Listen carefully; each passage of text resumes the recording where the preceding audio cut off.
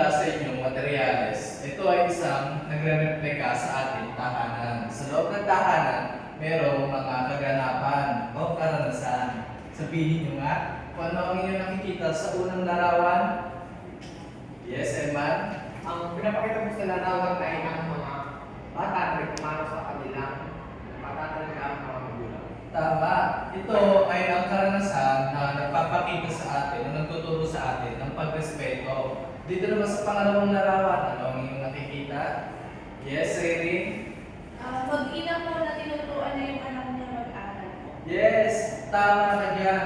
Ito ay mag-ina kung saan ginaguide o tinuturuan ng nanay ang anak upang tama ang magsagot. Sa buhay din, importante na meron tayong gabay ng ating magulang. Kaya mahalaga itong karanasan. Sa pangatong picture naman, ano ang nakikita?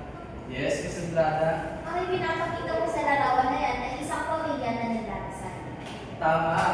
Ito ay pagpapakita ng pagiging religyoso ng kanilang pamilya. At ito rin ay importanteng karanasan upang ang mga bata ay matuto na matakot sa Diyos at kilalanin ang Diyos. So, ang mga karanasan ba na ito ay nagpapakita ng positibo o negatibong influensya?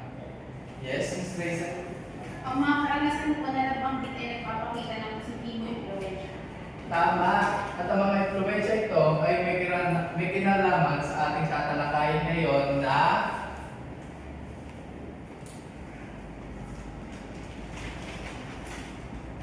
sabay-sabay niyo magbasahin.